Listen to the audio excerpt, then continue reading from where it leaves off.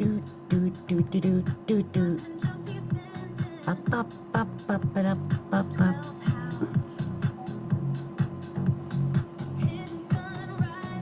Do do do do do do. Do do do do do do do.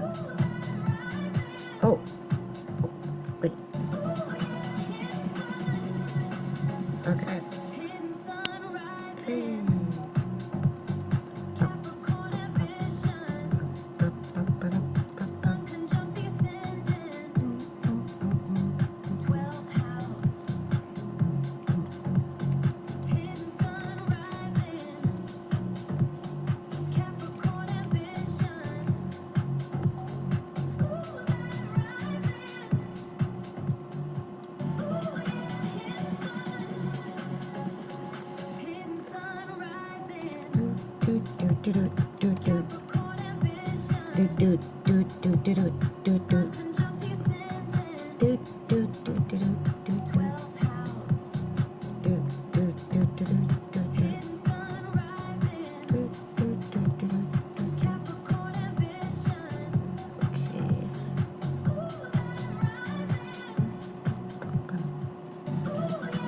Sure I got this together. Hey, let me just clear the air. Ooh. What a day. Okay.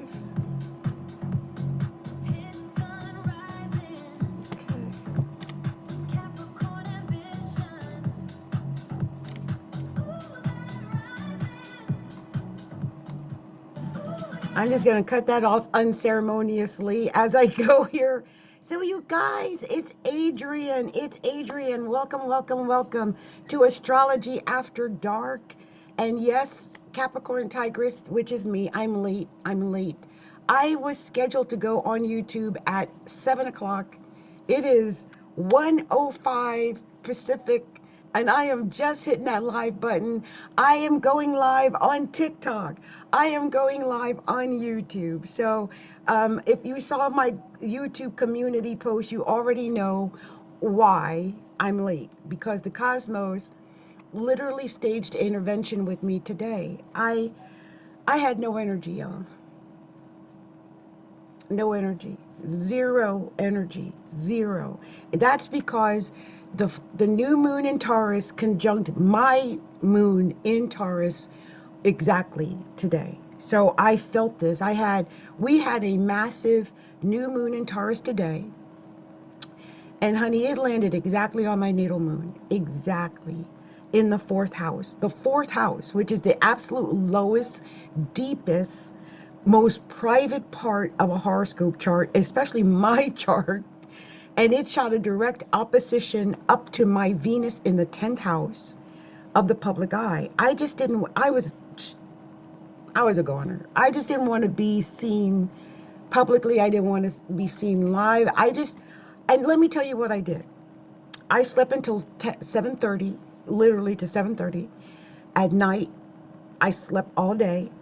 I woke up and then I just decided I was going to take care of myself, like shower, do the new moon ritual in the shower. I did that. I did like a body scrub, body oil. I did that. I mean, I did my hair. I did all of it. I took care of me. So I hope that is something that a lot of you guys did, because this Taurus new moon, Taurus is ruled by Venus, y'all. Taurus is ruled by Venus. So, it's important that we beautify ourselves when the moon is in Taurus. So we are alive. We are dark. It is 1 o'clock in the morning, and we are literally ready to talk about the absolute bull that we've been dealing with today. Pun absolutely intended. Bull, Taurus. Okay. Anyway, here's the cosmic lowdown, this Taurus new moon, and the too sexy light worker. So I'm going to tell you a story. It is a real story, okay? Because it happened to me today. I had posted this picture from Meta AI, because a lot of you guys might not know. I've talked about it on YouTube. I've not talked about it on TikTok yet, but I'm always on Meta AI. Like, I live on Meta AI. Like, some people live on TikTok. Like, some people live on Instagram. Like, some people live on Facebook. I live on Meta AI. That's where I live. Okay, that's my place. Not everybody's into AI, so I get it. I get it, right? But AI, especially over at Meta, and with me for some reason, I mean, I come out kind of like a blonde bombshell a little bit. Not that I plan it. I'm telling you, I don't plan it.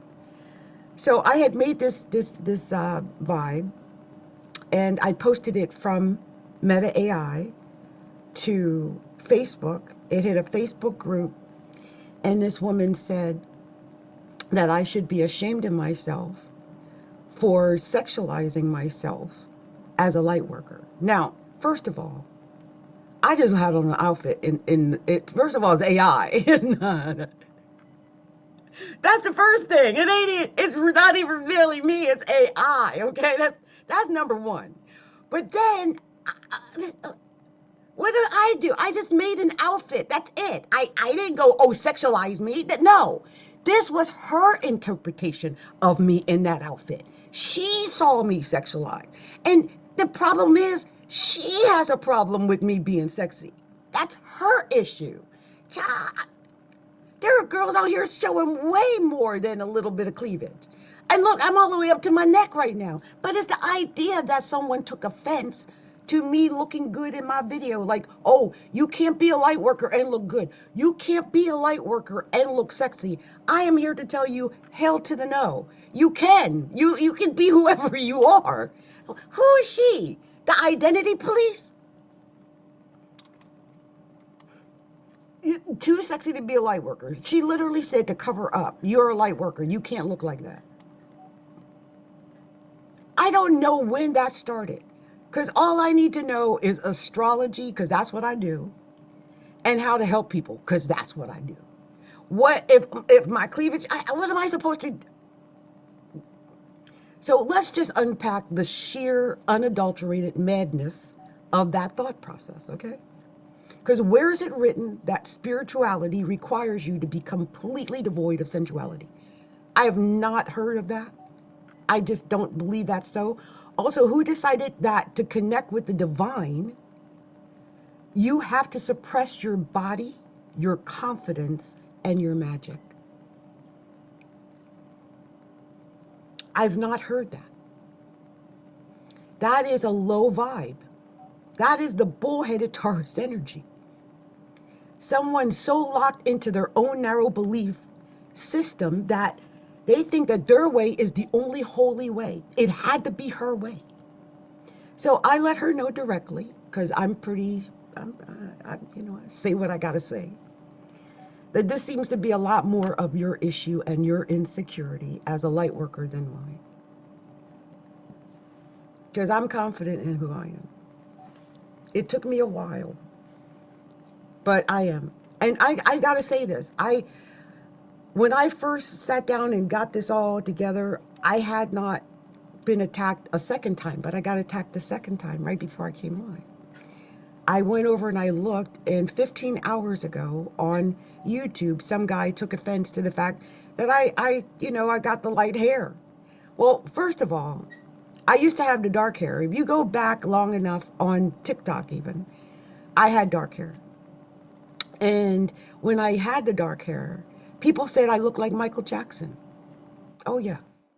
I've got videos of me complaining about it, of me saying, whining in my milk, crying in my tea or whatever, about people calling me Michael Jackson. So I discovered, because I went to saw a colorist who told me, girl, you need to go blonde. Your skin tone is too pale. You need to have something that complements your skin tone. So, what I did is what I did. And I have been blonde for ages. But for some people, that is appropriation. First of all, I'm getting older and I'm getting gray. My hair is probably this gray in reality. It's not blonde, it's gray. So he's taking offense to me going gray. Mhm. People are racist.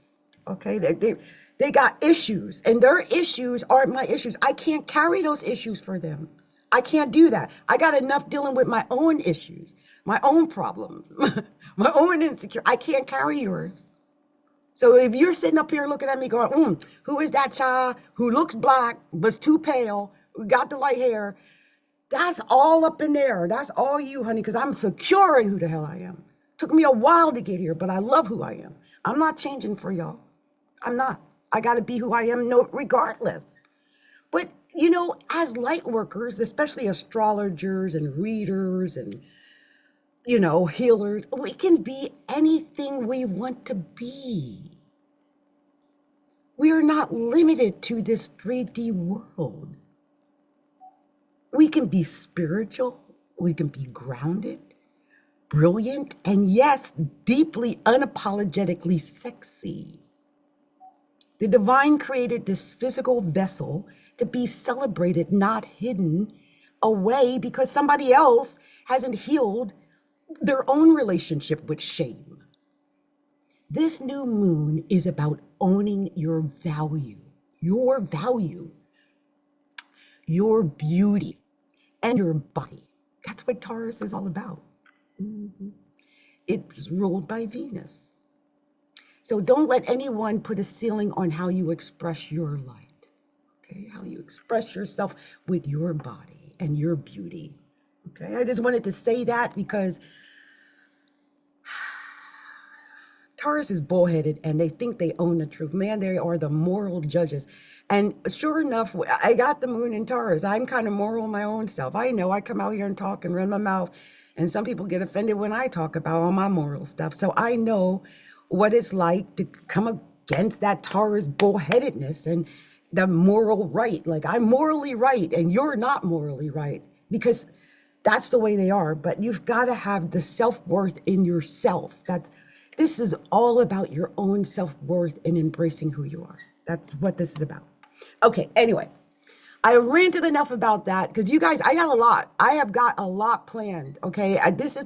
I am going to run my mouth for a minute because there is a lot to talk about. I have promised you gossip, and I'm telling you, I have got to gossip. So the first thing I got to say, I got to start right out with it before we could talk about astrology, cards. And by the way, anybody, if you give me roses or send me whatever it is that they do on TikTok, I'll pull cards for you. I will do that. Just let me know and I will do it. Okay? All right. So the first gossip we're going to be talking about is really the big one, okay? Because I can't let you go without checking in on our real world stars, okay? Let's look at who's catching up, catching the absolute heat with this Taurus new moon energy. And these are the current transits right now. So I've got some juicy ones for you tonight that we're going to be discussing in deeper detail. But just to give you an overall idea of who we're going to be talking about, what we're going to be talking about, Justin and Hailey Bieber. Yes. So talk about Taurus and Scorpio axis lockdown. Hailey is a Sagittarius sun, but with a massive Scorpio stellium. And Justin is a Pisces with a heavy Taurus signature. So with this new moon triggering their charts, they are completely rewiring their public image. So hold on, you guys. My eyes is watering right here. Hold on, you guys. Okay. So they are rewiring their public image and their private versus their private life, right? So expect major, luxurious, high-end family reveals over the next few weeks. They are building a fortress around their peace right now. Also, we want to talk about the Met Gala aftermath, Zendaya and Rihanna. Zendaya completely dominated the carpet, which makes total sense given her Virgo sun of thriving under this grounded earth new sign, new moon, because we were right in between of the Scorpio full moon and the Taurus new moon. So Virgo did really good.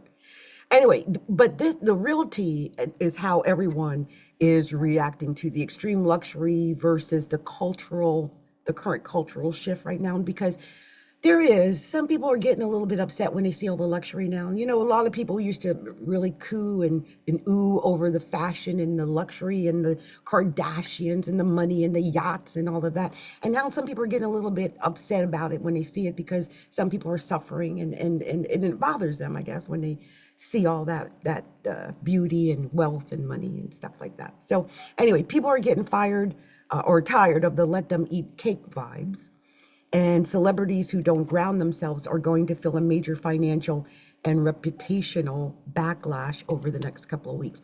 So expect some stuff to come out because people are getting a little, just like I said, I got picked on. I got picked on because of what I look like. I got picked on because of my hair color. I got picked on because my breasts look too big in one AI photo. I mean, you know what I'm saying? People are being like, I'm the moral police. I'm going to tell you off right now because you ain't doing it right. So just expect that. Also, Taylor Swift and Travis Kelce.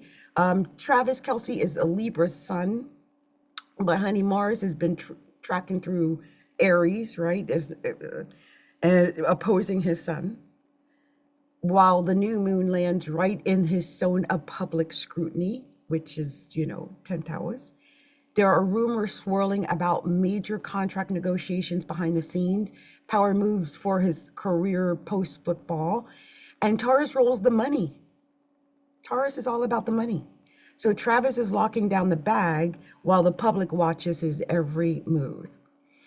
So I'm going to watch the headlines over the next few days for, just to see what's going on. I just feel like you're going to see a lot of stubbornness.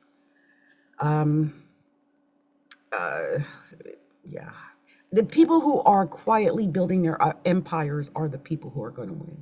So if you can quietly build your empire, go ahead and do that over the next 2 weeks. The good thing is that we've gotten past the new moon. I think going into the new moon is the hardest part, because when you're going into the new moon, it's waning. It's getting smaller. Things is more difficult, right? Because it's not growing. It's stagnant in a way. It's stopped.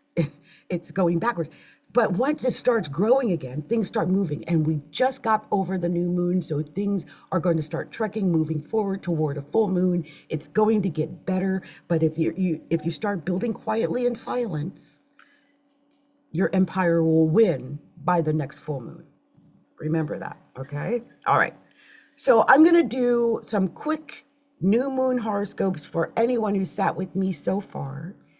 I just want to go over some new moon intentions. Remember, when I read these, I want you to think about your sun sign. So if you're Capricorn, listen for Capricorn. If you got, say, Taurus rising, listen for Taurus. Listen to them both, because it's the combination of them that's going to give you the information that you need, okay? So let's break down what this Taurus new moon is asking you to plant, to clear out, and to manifest over the next few weeks. Okay? Okay, we're going to start with the sign of Aries. Aries, this new moon hits your second house of finances and self-worth. It is time to lock down your bag and stop apologizing for your price tag. Plan an intention for a new revenue stream, okay? So if you don't have a plan in action, use these 2 weeks to plan for a new revenue stream, some new way. And remember, your value is non-negotiable.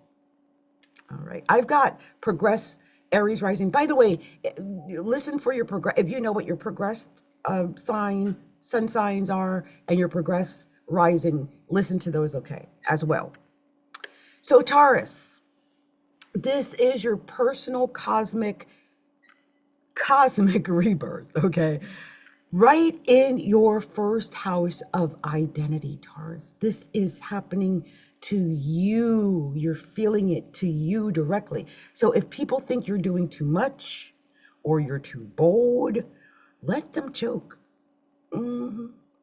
Just like I said to the woman, I got a Taurus moon. Just like I said to that woman who didn't like the way I looked in my little AI photo. Child, this seems to be a whole lot of your issue. This is your problem. I ain't got time to deal with that problem. So, Taurus, you need to take that on. Let them choke. Redefine your style, your look, Taurus, and how you show up in the world. You are the blueprint right now. Okay? All right. So next, let's move on to Gemini. Gemini, the moon is tucked away in your 12th house of the subconscious. You might be feeling as exhausted as I was feeling earlier. That's why you might be sleeping a lot. So sleep, retreat, protect your energy, take care of your energy. Your intuition is screaming right now, so listen to the silence. Listen, okay? It's all right to slow it down and just listen. Cancer, this lands in your 11th house of community and alliances.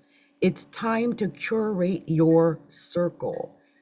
Know who your friends are, know who's not really your friend. So clean house on social media. If you got some haters out there, figure out who they are, get rid of them. Align yourself only with people who feed your vision and celebrate your glow, rather than trying to dim it. Because there's always someone trying to dim somebody's light out there. Okay, if you find them, you get rid of them. Next, let's go to Leo. Leo, career explosion incoming. This is hitting your 10th house of the public and public status. So you are being seen, Leo. So step into the spotlight. Launch that professional project and let the world see how magnificent you are. Also, no playing small, okay? Because sometimes we'll do that because we don't want to stand out. We don't want to get attention, so we'll play small. I do it. Don't do that, Leo. This is your time to shine. Next, let's go to Virgo. Virgo, the new moon lights up your 9th house of expression, higher learning, and travel. Some Virgos might be doing more traveling than usual. It's time to break out of your routine, do something new and different. So sign up for that course, plan that trip, publish your truth. The world needs your wisdom right now, Virgo, okay? Remember that. The world needs you, Virgo. So Libra, this is a deep, sultry transit for Libra because it's going through your 8th house of intimacy and needs and secrets and shared resources, Libra. It's time to look at your power dynamics. Clear out old emotional debts and set ironclad boundaries regarding your energy and your assets. It's about that money. 8th house is about money. It can be about sex too, but it's about money. Scorpio, right across the way in your 7th house of partnerships. It's about your partners. It's about could be about enemies too. So enemies, partnerships, business partnerships, husband, wife, that type of thing. A major reset is happening in your closest relationships. So out with the toxic dynamics and in with stable, secure, luxurious love. If they can't meet your standards, show them the door. You gotta let them go. Think about it, let it go. I don't know why I feel like that song had to be sung. Sagittarius, this lands in your 6th house of daily rituals, healing, health, and routines. Your body is your temple, Sagittarius. So, Saggy, this new moon wants you to bring luxury into your everyday life. So, some better food, some better sleep, take care of yourself, 0 tolerance for that chaotic energy at work. If you sense any kind of chaotic energy at work, Sagittarius, make sure you handle that right away. Okay, next on to Capricorn, because I'm Capricorn. Capricorns, my fellow Capricorns, this is hitting our 5th house. Our 5th house. That is romance. That is fun. That is creativity, children, pleasure. That is taking chances. That is giving us the permission to feel playful, passionate, deeply artistic, to do our creative thing. You know what I mean? Do something just because it feels good. Just because it feels good. Unapologetic joy is your assignment. Okay, so feel good about it. If it makes you happy, do it. And if it has to do with flirting, do that too. Okay. So Aquarius, this hits your fourth house of home and foundations. So like me, you might be wanting to pull the covers over your head. I got Aquarius in the first house, so I did. I slept all day. I slept all day. It's time to make your personal space a sanctuary, Aquarius. So upgrade your environment, buy some linen sheets, and nest. Create that nest where you feel comfortable and safe and secure and at home in your own space, in your own home. So lastly, let's talk to Pisces. So Pisces, this lights up your third house of communication and local community. Your voice carries massive weight right now. So speak your desires into existence. State what you want. Write your pitch. And don't be afraid to ask or speak your mind clearly and firmly. Ask for what you want. You ain't going to get what you want unless you ask for it. Okay? All right. So let's talk about this. Like I said, we're going through different segments. We have gotten through the first segment. We're going to go into another one, which is about the ritual and the final thought that I want to share with you. Because whenever we're going through a new moon or a full moon, it's not just for that day. It's for like a 2-week period. So today marks the beginning of a 2-week period. And in this 2 weeks, we are climbing. We will be growing. So if you can possibly grow something in the next 2 weeks, this is the time to do it. So I want to let you know the rest of this about this. This is Taurus about Taurus. Okay. Taurus is about physical reality. Physical reality. It is an earth sign. It's an earth sign. So your ritual for this new moon is century audit.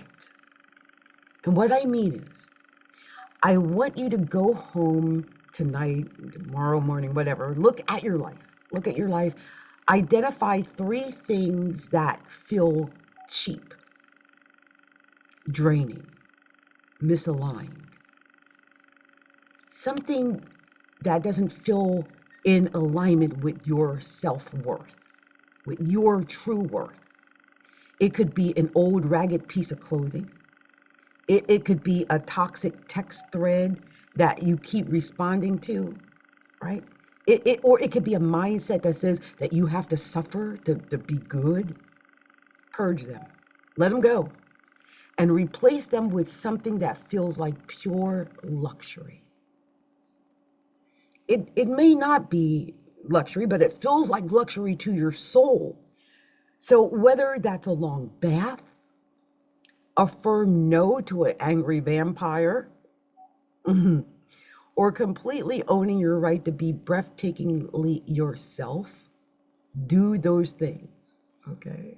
All right. So I want to thank you for hanging with me this far, and I am not done, you guys. I swear I am just getting started. But if you've been with me so far, thank you so far. Yeah, I got a lot to talk about. So here is where I got some real tea. We got to talk about this.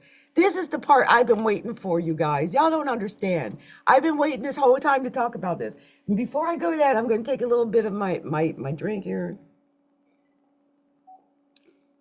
Because y'all, we got to talk.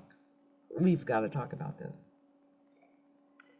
So, I have been hearing so much juicy gossip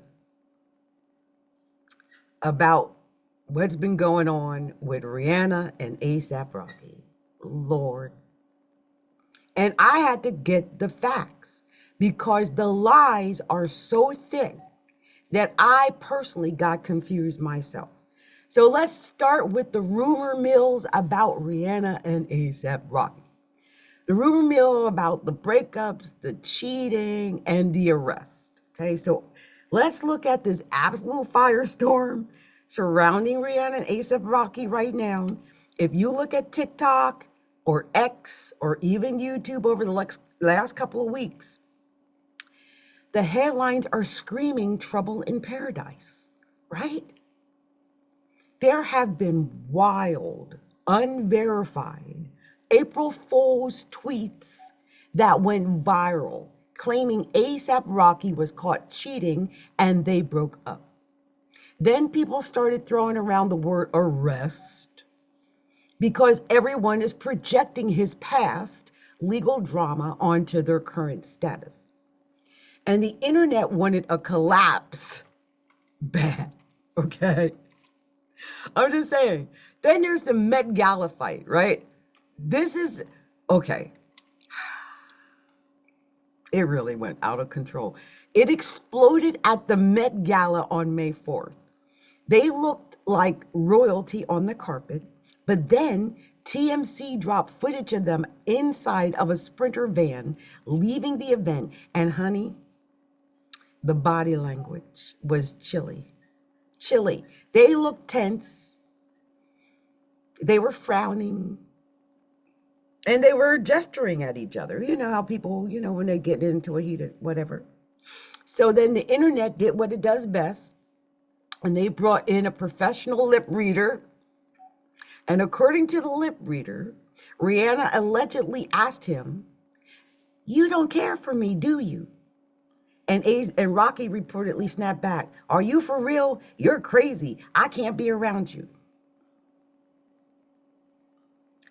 Now, as if that isn't enough, cameras inside the gala caught Rihanna giving Rocky the ultimate soul-crushing side eye while he was chatting it up with a group that included singer Tyla. Okay, so the internet instantly claimed that Riri snubbed Tyla and was furious at A$AP Rocky. Okay. So this is what we can actually confirm. Okay, let's get to the truth. Oh, Lord, we got to get to the truth. I just had to talk about this. So let's ground this in reality. Okay, because this is what we do here. This is the actual truth that I have found. I've done my research. One, they are still very much together. Insiders close to them immediately came out and said that they were not having a blowout fight. They were just two exhausted parents running on absolute empty after an intense, overstimulating night in heavy, suffocating, high fashion clothing. And then two, Tyla herself cleared the air. Tyla went on TikTok and literally said Rihanna didn't snub her at all. Ree actually told her, "My baby daddy is calling me," and had to run off. And it was pure logistics, not shade. That's what they're saying. Number 3, Rihanna set the record straight. So just a few days ago, on May 7th, Rihanna posted her own Met Gala recap filled with clips of them smiling, laughing, and being totally loving up on each other, basically telling the world to shut the hell up. There's always that. Then 4, they just celebrated baby RZA's birthday. So just this past week on May 13th, that's just 4 days ago, they rented out the Slumu Institute for an incredibly extravagant private slime party to celebrate their oldest son RZA's birthday. So they are co-parenting, they are present, and they are building their empire. So, I mean, did they have a tense moment in the car? Yeah, probably. Who doesn't argue with their partner when you're tired and you're hangry, you're exhausted, you're trapped in corsets? I can imagine whatever. But a breakup and a rest, I mean, come on. Absolutely not. It's just the world overanalyzing a tired moment, and so far they appear to be totally fine. So I had to ask about the side chick rumor, because there's also the rumors going around about A$AP Rocky and not. and the side chick. You know, I'm on this. I'm on it, okay? So I had to go in and dig a little bit deeper about this internet madness, about this side chick, because I'm like, wait a minute, what's going on with that? So everyone is talking about this girl, this other girl. But if you trace it back, the entire rumor started as a viral April Fool's Day prank on April 1st. So there's a notorious parody account on X that posted a completely fabricated headline claiming that Rocky was caught cheating and that he and Rihanna had split up. To make it look real, people started circulating Photoshop fake screenshots of Rihanna supposedly posting that she could not believe that he did this to her, claiming that she filed for divorce, and it racked up millions of views in a matter of hours. And because people love drama, they completely forgot what day it was and they ran with it. Okay, so the internet is rehanging some old laundry because what makes this even crazier is that the internet is literally recycling old debunked drama from a few years back. Back when Rihanna was pregnant with their first baby, a fashion influencer started a massive malicious rumor that Rocky was seeing a footwear designer. And the designer immediately came out and called the rumor a vile lie and completely shut it down. But because of that April Fool's viral prank last month, and then the tense body language in the van at the Met Gala, people on TikTok have been digging up those old fake stories, blending them together, acting like there is a brand new side chick boo in the picture right now. And there isn't. Mama did her research. Mama did her research, okay? So look, the bottom line is this. There is absolutely no credible evidence of a side chick or a breakup or any infidelity. I searched. Y'all don't know. I would. In fact, just a couple of months ago, Rocky did an interview where he explicitly talked about how much he loves Rihanna and how they keep the spark alive while raising their 3 kids, and said, I love that girl to death. Now, I just don't know, because I don't know how y'all feel about this, okay? Because if y'all don't got something about the side chicks that I don't know, y'all need to let me know. I've been searching to prove there was a side chick. And I swear I could not get to the bottom of that. I tried my best. But you will see these fake, like YouTube's got a couple of them. They are posting about the arrest, the side chick, the beatings, how he harmed her, how she did something with lingerie. Y'all ain't none of that real. Ain't none of it real. Okay? Just want to say that. Oh, somebody trying to get in here and talk with me. Look, y'all, I got too much more to talk about. I got to decline you right now because I got to stay on focus. We got a lot more gossip. There is so much more gossip. Y'all, look, this is just the beginning of the gossip. Let me tell you something. This is, but I just want to say about Rihanna and A$AP Rocky, this is about a fake news, April Fool's prank and a recycled rumor that just got wildly out of hand. That's what I'm thinking, okay? If y'all know more than that, y'all have to let me know in the comments, because they're saying they're doing the internet tricks, making up nonsense. Yes, indeed. They got whole storylines, though. They got whole storylines, like they putting the boy in prison and all. I'm like, wait. I'm like, ain't none of it real. Ain't none of that mess real. Okay, so just know that. When I find out the facts that something's real, I will come and tell you when something's real. Okay?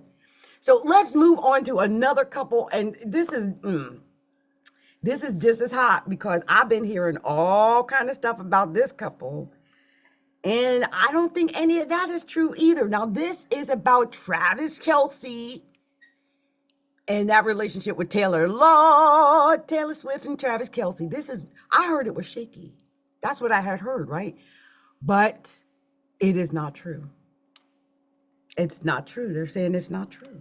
I researched. This is what now they could be, using their publicists to keep this stuff blocked, but this is what I found. So it says, if you heard rumors that Taylor and Travis are on the rocks, it's because they completely vanished from their usual celebrity radar. They skipped the Met Gala entirely on May 4th. And that had fans spiraling, trying to guess what was going on. But insiders just leaked the real reason. They are currently planning a massive, highly secretive summer wedding. I heard there's a summer wedding. There's a summer wedding. There's a summer wedding. And Taylor is reportedly in full security lockdown mode. So the buzz right now is that they are so terrified of leaks, paparazzi, and safety threats that they are planning a decoy ceremony. And the rumor is that they'll put on one massive, highly visible, celebrity stuffed event with intense security to draw all the media attention, while the actual meaningful vows will happen on a completely different date in total privacy. They're really into their privacy right now. So when a couple is planning a literal military grade deception just to protect their peace, they aren't shaky. They're all in. I mean, they wouldn't be doing all that, right? He wouldn't do that unless he was all in. Also, let's talk about this guest list, because the guest list is even out. Oh yeah, the guest list is out, y'all. We just heard that Taylor has completely ditched the traditional printed invitations, hiring a wedding planning firm to manage the guest list. So TMC reported just yesterday that she personally is calling guests, personally calling them, and on the phone to invite them to the celebration. She wants zero paparazzi. She wants zero paper trails. She wants zero digital leaks and absolute control over who knows what. That is pure unadulterated high stakes planning. They are planning this wedding. If you're going to go that far, they're all in on this wedding. Y'all can expect this wedding. I'm serious. Unless I got this wrong, because there's been some rumors about Travis and Taylor. There's been some really big rumors. So if there's any actual tension, it's not the relationship ending. It's just classic wedding drama. The current rumor circulating this week is about the guest list, specifically Harry Styles on this guest list. Now, the reason for that is because Taylor's close friend, Zoe Kravitz, is dating Harry Styles. But there's tension because Travis is reportedly a bit more traditional and old-fashioned when it comes to wedding boundaries. So the word is he isn't exactly thrilled about having famous exes looking on while they say their vows. Like, if you're an ex, don't invite the exes. Like, oh, Lord. So Taylor is stuck in a corner because she doesn't want to create drama with Zoe. And it's kind of a normal, relatable anxiety every couple goes through, when merging two massive lives. These are two massive lives. So are they shaky? Absolutely not. Nah. Travis just signed a new one-year contract extension with the Chiefs, explicitly stating that watching Taylor's work ethic and creativity inspired him to keep pushing and not retire yet. So they are unified, they are protective, and they are preparing for a very massive summer wedding. And the internet is just mad because they didn't get an invite. That's what I think, right? Y'all ain't been invited. That's what it is. But okay. Oh, y'all knew I had to get to the real juice about Travis, right? Y'all know what's been going on with Travis, right?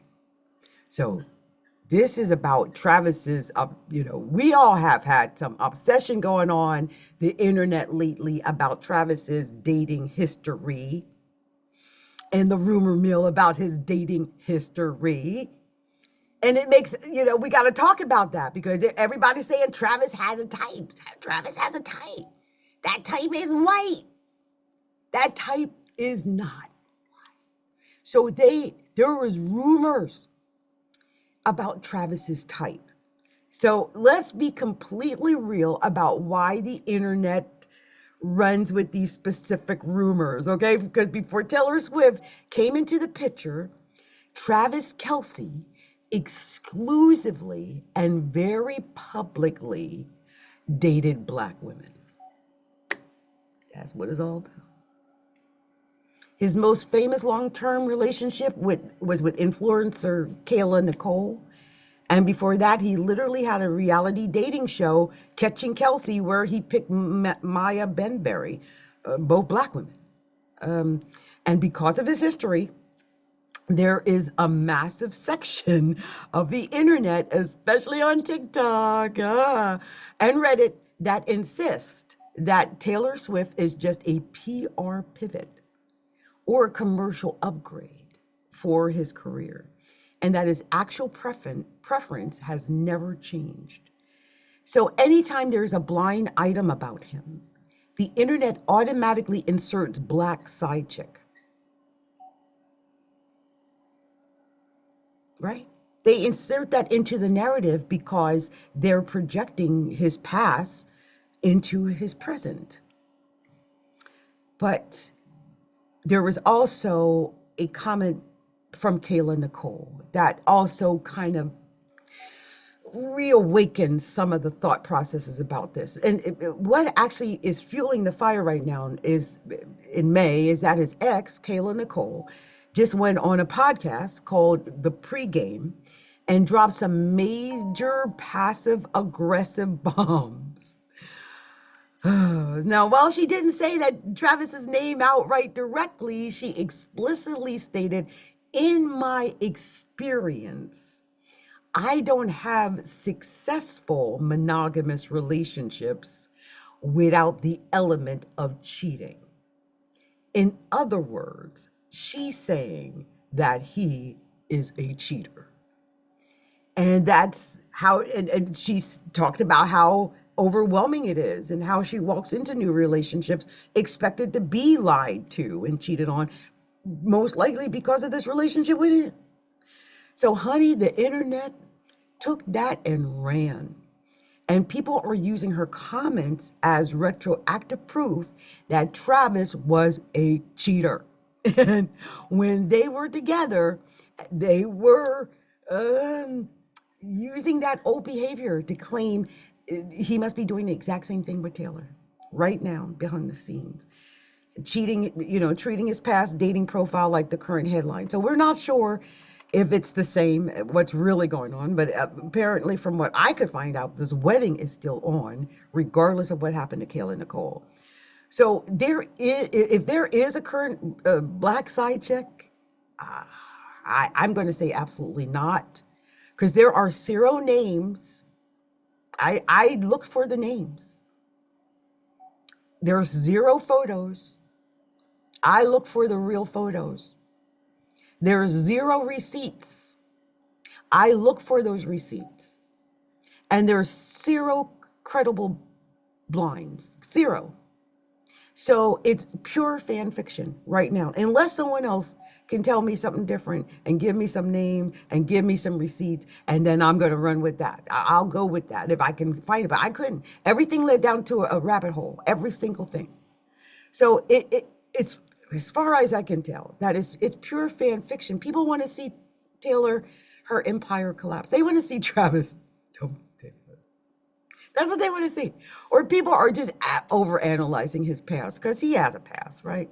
So right now, Travis is entirely locked into Taylor's orbit. That's what I'm picking up. Signing massive contract extensions, dealing with military grade wedding security. But his past is always going to make him a target, always, for these specific kinds of rumors. The internet is rehanging some old laundry with him right now and trying to pass it off as a new outfit. That's all that's happening. That's all that's happening, okay? So let's go ahead and talk about some more stuff because you know I got more stuff to talk about. I told you there was some more meat and potatoes. I want to get more deeper into these meat and potatoes about Haley and Justin Bieber. We got to talk about that. Yes. So let's address the elephant in the room, and that that has the internet panicking right now. And why did Haley walk the Met Gala carpet on May 4th all alone, looking like a goddess, a absolute blue goddess in Saint Laurent, while Justin was nowhere to be found? He was not there.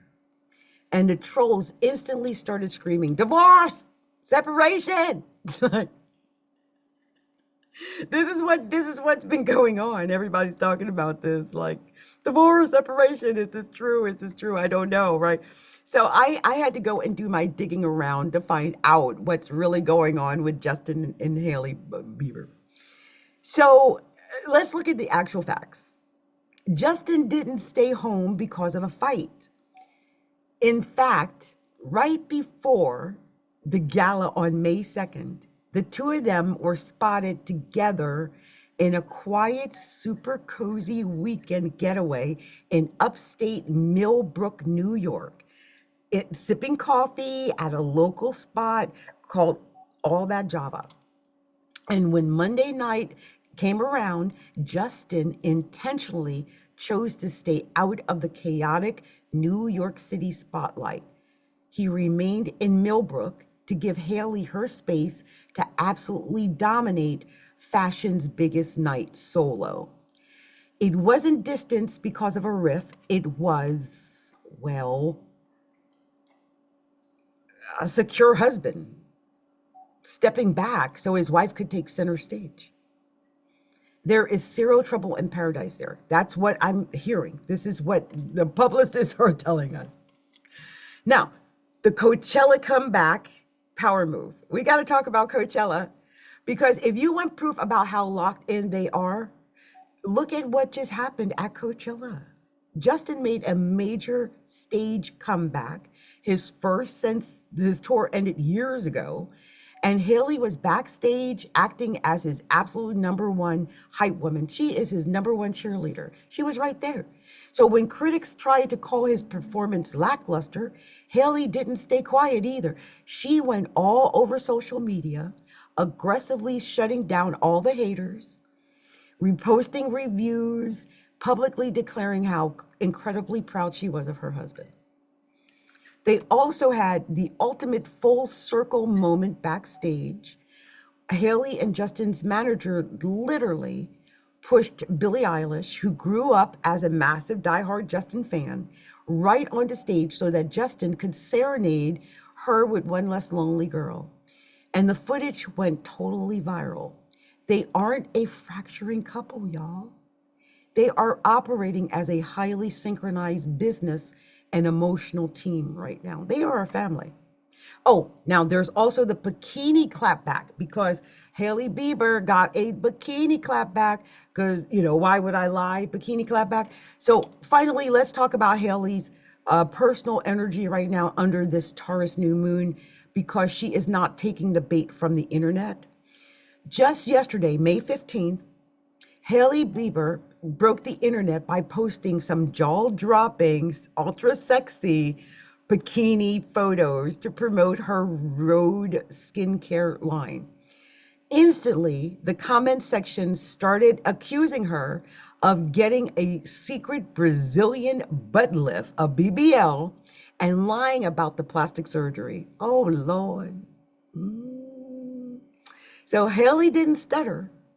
She fired back instantly with her stories, posting a close-up of her heavy resistance workout bands to prove the results are pure sweaty equity. She openly addressed the rumor, saying, "I have zero Botox in my face. I'm diligent with my skincare, and why would I lie?" That is pure, unadulterated, unbothered, high vibe Taurus energy. She's making hundreds of millions with her brand. She's supporting her husband's musical rebirth, and she's completely ignoring the internet despite attempts to create drama in her marriage. So, kudos to both of them.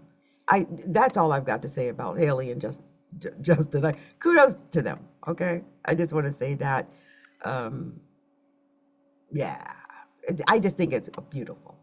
So I got to say one more thing about this. We have to go back to this, y'all. We have to do this. I had to ask this one last thing about Rihanna and A$AP Rocky, because there are rumors that he was charged with battery for attacking her, or her attacking him. I don't know if y'all been hearing all these rumors and stuff over on like YouTube and X and stuff. So is there any truth to this? This is the question. Because these YouTube videos out here talking like they know the truth, like this is fact. So this is a clickbait machine on YouTube. It's completely out of control, really. And I'm going to drop the absolute truth about this, okay? Because there is zero truth to the rumor that A$AP Rocky was charged with battery for attacking Rihanna, or vice versa. Absolute zero truth. Zero. Okay? It's completely twisted, malicious lie. It is not the truth. And those YouTube videos are doing the ultimate toxic internet math. They are taking real high stakes events in their lives and blending them together and fabricating a domestic violence headline for views. And here are the facts that you need in order to clear up what's really going on in this confusion. So there's a real assault. The reason people are throwing words around like assault and trial is because A$AP Rocky was recently on trial in Los Angeles, but it had absolutely nothing to do with Rihanna. Rocky was facing 2 felony counts of assault with a firearm stemming from 2021 incident with a former childhood friend named Terrell Efron, or A$AP Rocky. Last year, the trial finally wrapped up, and the jury found that A$AP Rocky was found not guilty on all counts. So when that verdict was read, Rocky literally dove across the defense table into Rihanna's arms, and they both broke down crying. Rihanna stood by him through the entire legal nightmare. YouTube creators are using that footage from that trial and lying about the alleged victim to get clicks. That's what's going on, y'all. That's not real. Also, the traumatic shooting at their home. So there's another reason that, the police, crime are trending next to their names, right? It's due to this terrifying situation that happened recently. A delusional stalker drove across the country and openly fired on their Beverly Crest home with an AR-15, while Rihanna, A$AP Rocky, and their 3 children were inside resting. Thankfully, no one was hurt, and the suspect was arrested and currently is being held by the LAPD. Court records showed that the stalker had a past arrest for domestic violence, and the internet took the words LAPD, shooting, arrest, and domestic violence, and from this news story stripped away the stalker, pinned the violence on Rocky and Rihanna instead. It's a disgusting journalism. It's all fake, you guys. They are not assaulting each other. Okay, there's a problem. So let's talk about why this is. So we also can't ignore the algorithms, because Rihanna was famously the victim of domestic violence in 2009 with Chris Brown. And the internet's dark side is constantly looking to recreate that specific trauma narrative for her. Anytime Rocky is in the news for anything legal, bad actors retroactively drag her past into the thumbnails to trigger people. This is all a trigger, you guys. It's clickbait. It's all clickbait. So if you see videos on YouTube, on X, on TikTok, I don't care where you see it, you see videos claiming that Rocky was arrested for battery against Rihanna, turn it off immediately. It is disgusting fake news. They are talking about a shooting that happened at their house by a stalker and combining it with Rocky's old firearm trial, where he was found completely innocent, and inventing a domestic violence story. And Rihanna and Rocky are unified, safe, completely cleared of any domestic legal drama. So do not let these clickbait channels play with a real woman's life, y'all. When you see that, shut it down. Shut it down. Okay? So we have talked about the gossip. I told you I had a lot of gossip. I love talking about the current affairs. I like staying on top of it, especially when you see a lot of gossip and stuff out like you've been seeing with Rihanna and A$AP Rocky and stuff like that. I like to cover that before it gets out of hand because it can easily get out of hand. Someone said debunking internet rumors about A$AP Rocky and Rihanna. Comment on the truth. That's right. Let's do that. So let's talk about the planets, because you know I'm an astrologer. That's what I do, is I talk about astrology. And before I do that, I just want to see if you have any comments for me. This would be the time to ask me any comments that you have while I'm doing that now. But I'm going to go ahead and talk about some more stuff. I want to talk about where the actual planets are right now in the sky, how that could be affecting all of us right now. Because right now the moon is conjunct, or today, the moon was conjunct Taurus at 26 degrees. That was our exact heavy new moon at 26 degrees. So I don't know what you had at 26 degrees, but that exactly squared my Leo Mars in the 7th house and my Venus in Scorpio up in my 10th house. I slept all day. It was too much for me, man. I couldn't handle it. So Mercury, Mercury in Taurus. But it's literally packing its bags and moving into Gemini today, right? The 17th, it's going into Gemini today. So just know that. I think today or tomorrow it goes into, Mercury moves into Gemini. Also Mars is sitting at the absolute critical Mars is in Aries. It's at 29 degrees. It's locked in tight. It's in tense conjunction with Chiron, the wounded healer, but Mars is going to enter Taurus on the 18th. So tomorrow, Mars goes into Taurus. Also, Venus in Gemini, out of bounds, highly sociable, talkable degree right now. But Venus also enters Cancer on May 18th. We got a lot of planets changing and shifting right now. We had Saturn go into Aries, so we've got that. We've got Pluto retrograde in Aquarius as of May 6th. And so we're pulling back the curtain on collective powers and dynamics. So I'm going to talk about what this will mean for us as a whole. If you don't know a lot about astrology, let this be a little lesson that you can learn about this, because when we're dealing with Pluto, we're dealing with a collective. It takes 20 years to go through a sign, so it happens to us on a collective. So listen to me, okay? We are at a massive cosmic pivot, at a massive pivot point this weekend.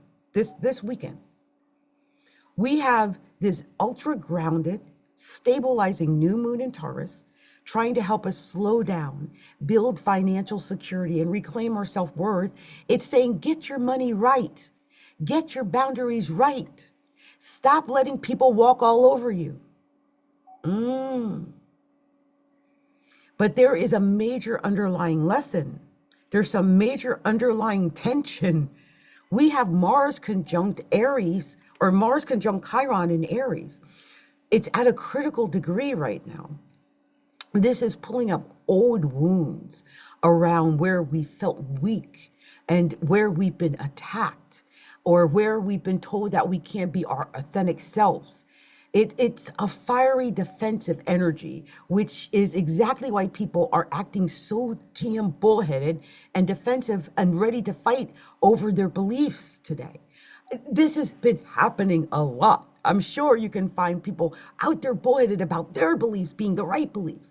So when you add in this, oh, hold on, you guys. Let me just slide this over. Okay, there we go.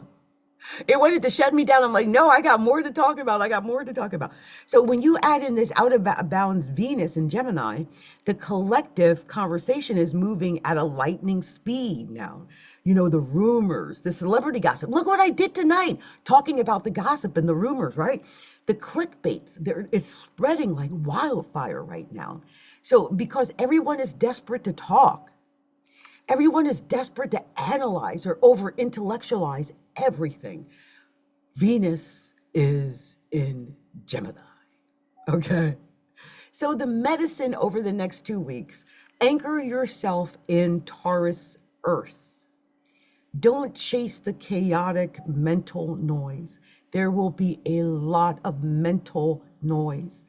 Ground your energy, protect your peace, and build foundations that nobody can shake. Okay? All right. So I'm going to give you another sign by sign transit. I did one earlier. I'm going to do another one for the signs. And let me take a sip, and then we're going to go ahead and get into it, okay? We're going to be starting with the sign of Aries. So, Aries, the blueprint, Mars and Chiron are colliding in your sign while the moon hits your second house.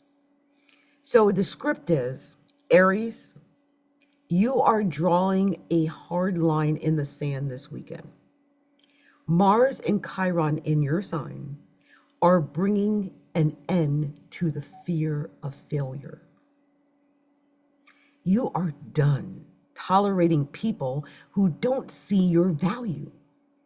Lock down your bag, Aries. Claim your worth and stop apologizing for being first. Okay? All right. So let's move on to Taurus. Taurus, the blueprint is, let me see here, the new moon. The new moon is a direct hit to your first house of the self. The script is this, Taurus. This is your ultimate personal reset. This is your reset of the year, Taurus. This is your new moon. So whatever you've been going through up to now, it all reset as of today. Something in your life no longer convinces you. You are officially done being taken for granted. So speak up, reinvent your look, and step into your luxury. Nobody gets to walk all over you anymore. Nobody. Okay? All right. Gemini, the blueprint. Venus is in your sign, making you magnetic, but the new moon is hidden in your 12th house. And the 12th house is the house of self-undoing. So Gemini, your charm is off the charts with Venus in your sign. But this Taurus moon is forcing you to rest and reflect. Ditch the mental restlessness, retreat, get some rest, get some sleep, listen to your intuition, Gemini. The answers are in the silence. All right. So next, let's move on to the sign of Cancer. Cancer, the blueprint is that this new moon in your 11th house is in your 11th house of networks. That's networks, association, clubs, groups, things like that. And Venus is preparing to enter your sign in the next 48 hours. So, or excuse me. Yes, right. We're on Cancer, right? We're in Cancer, right? So Venus is about to enter into Cancer in the next 48 hours. I almost got lost there. Venus is going into Cancer in the next 48 hours. It goes in on the 18th. So Cancer, your social circle is getting massive energetic upgrade. Just expect this after the 18th. It's going to happen, Cancer. This moon is showing you who genuinely has your back over the next few weeks and who is just taking up space. Clean house on social media and align only with people who feed your vision, Cancer. Okay? So let's move on to Leo. Leo, the blueprint. This new moon is striking your 10th house of career and public status. The script, Leo, is do not lose sleep over what others think of you right now. Okay? I know that Leo loves to be the center of attention and they love to be loved. But I don't want you to lose sleep over not being loved, right? Or what other people feel about you right now, Leo. This new moon is launching you into a major professional upgrade, Leo.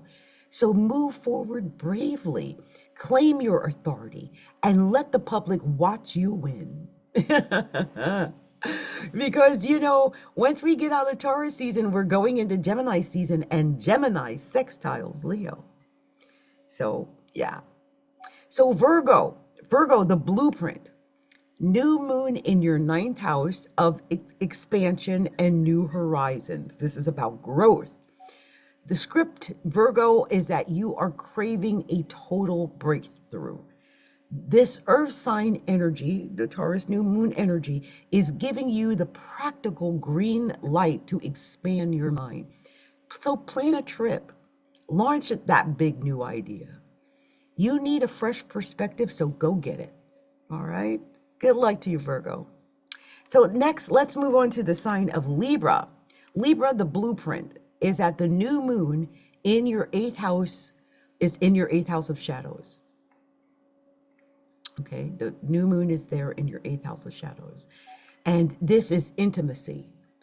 It's your shared resources, your shared assets with your partner, perhaps.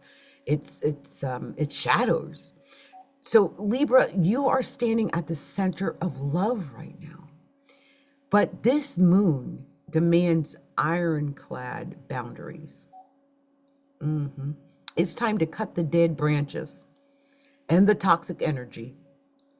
Because you need less space for unnecessary and more space for your peace. If it's not necessary, let it go, child. You don't need that.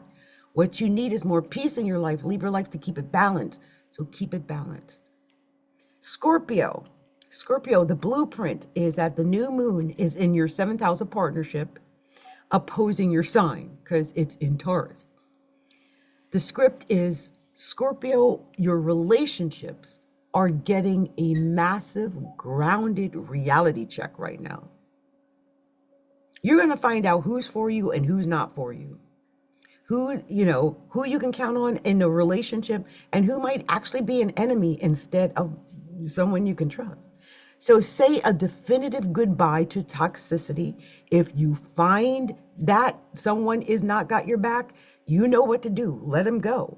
And whether it's business or romance, you are clearing out the drama to make room for stable, secure connections.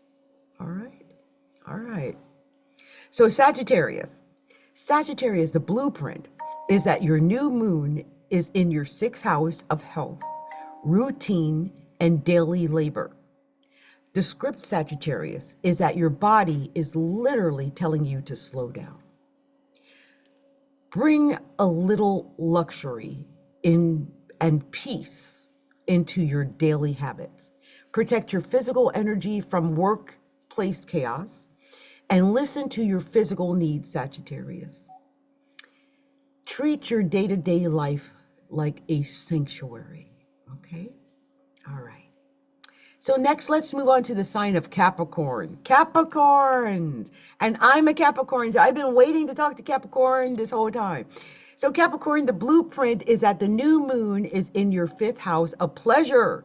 The new moon is in the 5th house of pleasure and romance and creative fire. This is good for you, Capricorn. So the script is, Capricorn, we work way too hard and we let users drain our energy. So this new moon is bringing unhealthy situations to an end so that you can actually experience joy.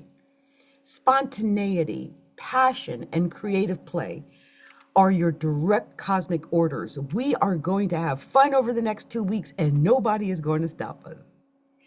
So let's move on to Aquarius. Aquarius, the blueprint is that Pluto retrograde in your sign while the moon sits on your fourth house of the home is happening. The script is Aquarius, your focus is entirely on your foundation right now, your foundation. It's time to make your home an absolute fortress of peace and luxury. So upgrade your space, nurture your inner circle, ground yourself deeply over the next 2 weeks, okay? All right. And this goes for whether you're an Aquarius or you have Aquarius rising or Aquarius in the first house, okay? So last is Pisces. Pisces, the blueprint is Saturn preparing for a karmic shift, a heavy karmic shift in your sign while the moon hits your third house. The script is Pisces. Your mind is moving at 1,000,000 miles an hour, but Saturn is demanding discipline and emotional truth from you. So use this new moon to speak your desires with total authority, Pisces. Turn your brilliant ideas into practical, lasting reality. Okay.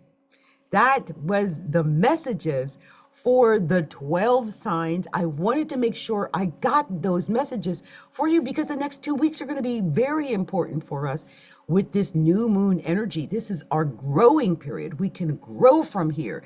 We might be at a low point today, but from this point, everything is up. All right. Everything is up for the next 2 weeks. So put everything that you want into motion over the next 2 weeks. So speaking of work and putting things into motion and getting things done, I want to talk to you guys about Saturn because I'm doing all these tonight while I got the energy to do them. So let's talk about it while I got the energy to do it. And we're going to talk about Saturn in Aries. And because it's made its grand entrance back in February, I want to make sure that we talk about this. And, this is really about the main message tonight. So we've talked about where the moon is, right? The moon at 26 degrees of Taurus. We talked about Mercury in Taurus, but it's about to go into Gemini tomorrow or today, I think.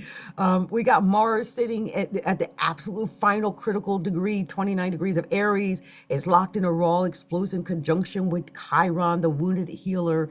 But that Mars goes into Taurus on May 18th as well. And then we got Saturn sitting in the early degrees of Aries, acting as a cosmic anchor to this very fiery energy of Aries. So also there's Venus in Gemini, but it's out of bounds because it's highly chatty degree, but it's going to go into Cancer on the 18th of May. So we're tomorrow, basically. Also, we've got Pluto retrograde in Aquarius as of May 16th. So we talked about that. So let's talk about this collective and what this could mean. I talked about it before, but I revised it just a little bit. I want to give you another message so that, whoever's checking in with me late might not have gotten it. And I revised this message because I feel like there's more stuff that you guys needed to hear about the cosmic tension that's happening over this weekend. And it'll make complete sense when you look at this map. So yeah, we have this ultra grounded, stabilizing new moon in Taurus telling us to know our worth and to get our money right. But look at what's happening right across the skies in Aries. We don't just have Mars and Chiron colliding at a critical degree. We have Saturn sitting in Aries too. So Saturn in Aries is a masterclass in personal boundaries. It's about authority and inner leadership. It's the ultimate I am the boss of my own body and my own life energy. So when Mars, Chiron, and Saturn all light up Aries, while the new moon hits Taurus, The universe is testing our spine. Our spine. It is triggering our old wounds around being suppressed, around being judged, or being told how to behave. Earlier in the show, I talked about how someone tried to tell me how to dress today. And it's demanding that we stand tall in our authenticity of being who we are. Because I reserve the right to be who the hell I am. So the internet is talking fast and loose because Venus is out of bounds in Gemini.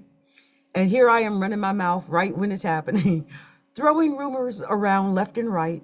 But our job under this Saturn in Aries and Taurus new moon alignment is to step into our inner authority and build our empire and let the small minds bicker while we wear our crowns. Going to claim the crown, okay? So let's talk to the 12 zodiac signs. Now listen, what I'm about to tell you, this is about Aries. This is about injecting that Saturn Aries fire, okay? So this is all about Saturn and Aries. I'm going to talk to all 12 signs, but when I do this, I want you to listen for whether or not it might be your rising sign or your sun sign. It could be your progress rising sign or your progress sun sign. So listen to that. If you know your moon signs, you can also listen to them, but they're not as important as the progressed or the actual sun sign and rising signs, okay? So let's start with the sign of Aries. And of course, we're talking about how this Saturn in Aries is going to affect you. And before I get into the signs, I want to say this. Saturn in Aries is affecting 2.5 years of our life. It is not a small transit. It's 2.5 years. So you want to know where it is. You want to know how it affects your rising or your sun. And then you want to implement whatever you can to avoid whatever the pitfalls are over the next 2.5 years. Because 2.5 years is a long time if you don't know what's going down. Okay? So let's talk to the sign of Aries first. Aries, with Mars, Chiron, and Saturn, all activating your first house of identity, the self. Aries, you are undergoing a literal spiritual boot camp. This new moon in the second house of worth is the payoff. Saturn is giving you the discipline to say, I am building my own path. And I don't need your permission to exist. So lock down your assets and own your power, Aries. Next, let's move on to the sign of Taurus. Taurus, this is your personal cosmic rebirth with the new moon in your first house. But with Saturn anchoring in your hidden 12th house, you are quietly closing the door on years of self-doubt and behind-the-scenes drama. You aren't just stepping into luxury. You are stepping into a quiet, unshakable authority. The bull has awakened, Taurus. Next, let's talk to the sign of Gemini. So Gemini, Venus is making you magnetic in your first house, but this Taurus moon in your 12th house is backed by Saturn in your 11th house of community. And it is screaming for a social audit. Okay, Gemini, cut out the noisy acquaintances. Cut out people who don't add real value to your life. Protect your peace and direct your focus toward long-term goals, Gemini. Cancer. Cancer, this moon lights up your 11th house of networks. While Saturn stands on guard in your 10th house of career and public status. So you're being called to step into true leadership. maybe in some of the groups and networks and clubs and things you belong to. But Cancer, stop hiding behind the scenes and stop worrying about tribal approval. You might never get that. So align with the higher vibe circle that matches your professional ambition. Next is Leo. Leo, career explosion is incoming as the moon hits your 10th house. While Saturn is in your 9th house, it demands that you live by your own moral compass and higher truth. So if people are intimidated by your spotlight or think that you are too much, Leo, let them adjust their sunglasses. Shine as much as you want to shine. You answer to the cosmos, not to them. Okay, if they can't take your shine, they just need to go and look in another direction. I'm just saying. Virgo, this moon expands your horizons in the 9th house, while Saturn rules your 8th house of deep transformations and shared investments. This might have to do with the money between you and your partner. You are restructuring how you give and receive energy and possibly money. It's time to take a bold leap of faith into a new venture. Okay, so take a bold leap of faith here when it comes to this money.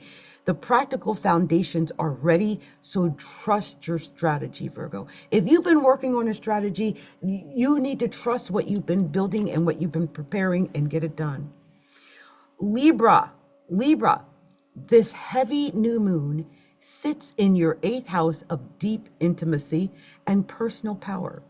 So while Saturn puts the pressure right into your 7th house of partnerships, Saturn in the 7th house is never easy when it comes to partnerships, but the universe is forcing you to have a reality check with your closest dynamics. Like, if it feels heavy in the relationship area with that person, it's heavy. Okay, so you need to clear out whatever this toxic energy is, this toxic entanglements. Get rid of all of those so that you can focus on building a healthy, stable, luxurious daily routine and relationship. Okay, all right, Scorpio. Sagittarius, this new moon demands luxury in your 6th house of daily life, but Saturn in your 5th house wants you to take your creative joy and passion seriously. Stop treating your pleasure like an afterthought. Your pleasure might become your business. So, commit to a daily routine that actually feeds your soul, that nourishes your body, that protects your creative fire. Your creative fire is vital right now, Sagittarius. Okay? Next, let's talk to Capricorn. Fellow Capricorns, because I'm a Capricorn too. This moon lands beautifully in our 5th house of romance and creative expression, while our ruler Saturn anchors our 4th house of home and roots. So we are clearing out ancestral baggage and emotional drains from our private life so we can finally step into an unapologetic joy. Your happiness is your responsibility now, Capricorn. So find what makes you happy and do that thing that makes you happy. Okay. Next, we have Aquarius. Aquarius, with Pluto retrograde in your sign and the moon highlighting your 4th house of the home, your inner sanctuary is being entirely rewired. So Saturn in your 3rd house is sharpening your voice, your communication style. It's time to speak your boundaries and to speak about what you want clearly. Upgrade your environment, your community. Build a domestic fortress that protects your peace. Okay?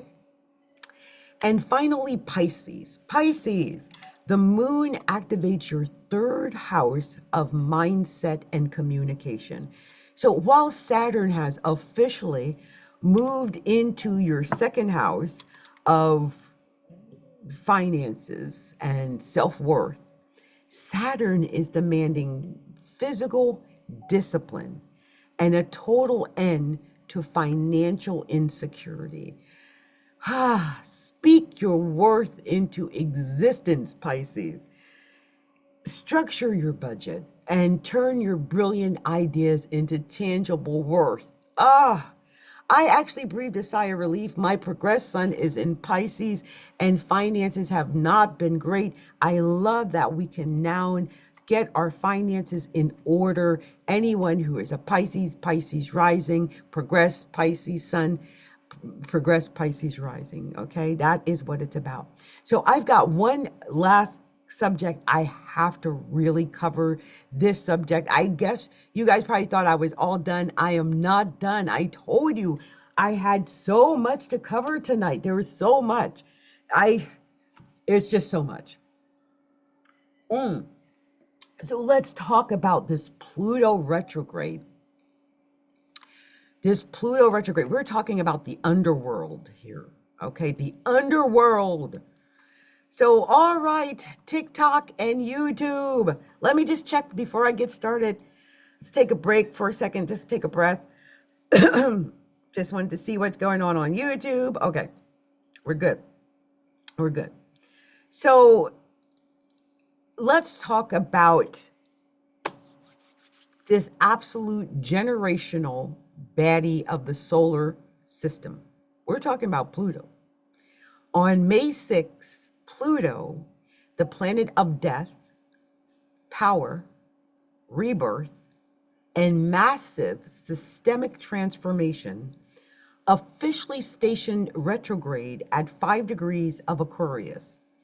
It's going to stay in this deep, reflective retrograde all the way until October 15th, 2026.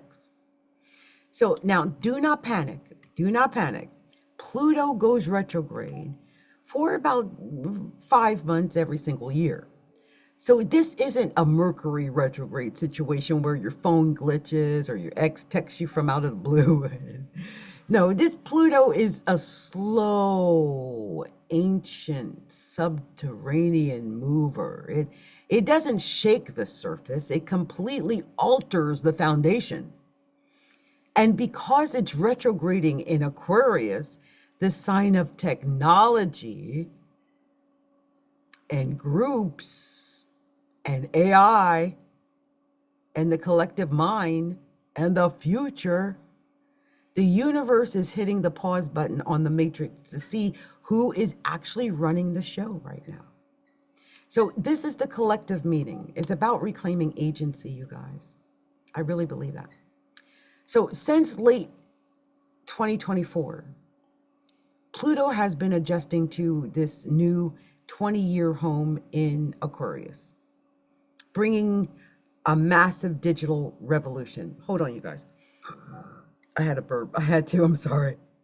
AI upgrades and shifts in how communities operate.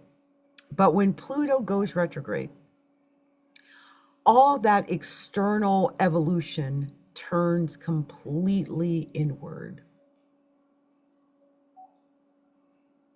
And for you guys, this is happening inside of my first house. It's turning completely inward.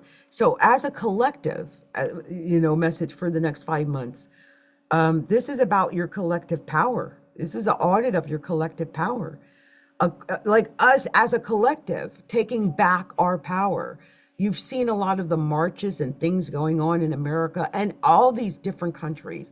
I saw about a month ago where they disposed of what's his name over in Hungary after Orban or whatever, after Viktor Orban, after all those many years. So we're seeing this collective message of this audit of personal power.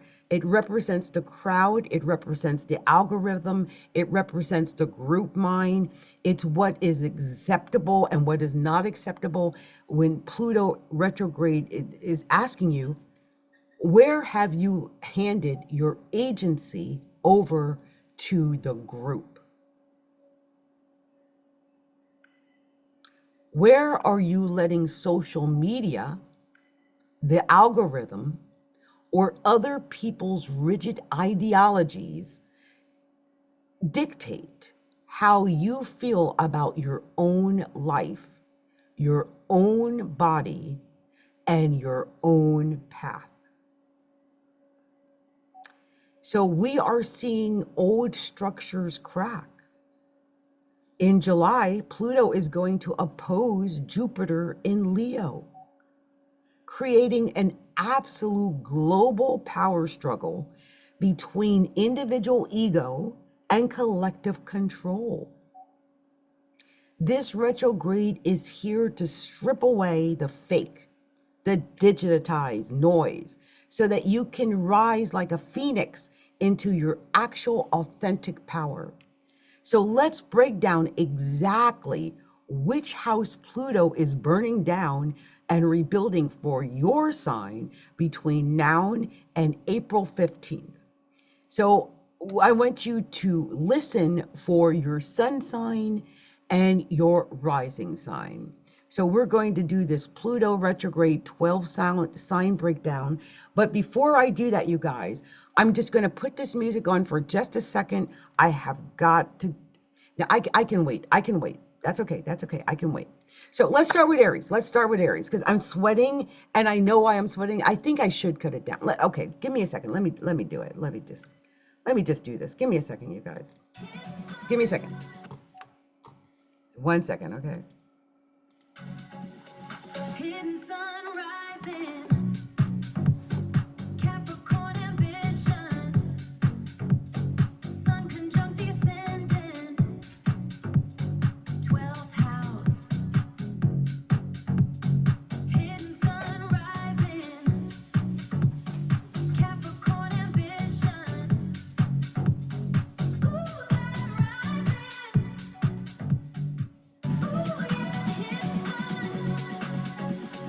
hidden sun rising, Capricorn ambition,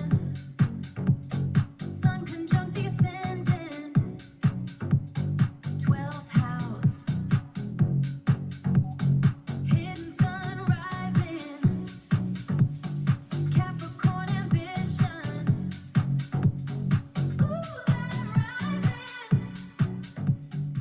Ooh, hidden sun rising, Capricorn ambition, sun conjunct the ascendant, 12th house. Hidden sun rising, Capricorn ambition. Ooh,